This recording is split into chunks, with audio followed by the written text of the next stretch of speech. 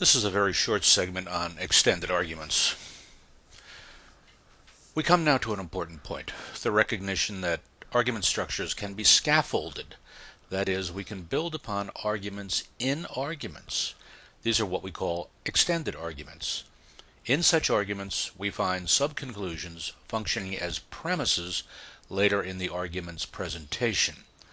It's as if we are chaining arguments together, with the conclusion of a previous argument becoming a premise in the larger argument. Take this example. Premise 1, I think. Premise 2, anything that thinks exists. Subconclusion, I exist. This subconclusion now becomes a premise, namely premise 3, I exist. Premise 4, if I exist, then there is at least one thing rather than nothing. Conclusion, therefore, there is at least one thing rather than nothing. Here we have an argument within an argument. The first argument's conclusion is that I exist. This subconclusion later becomes a premise within the larger argument, whose conclusion is line 5.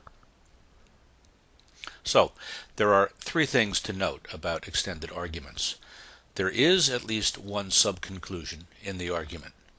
Secondly, the subconclusion functions as a premise in the larger argument.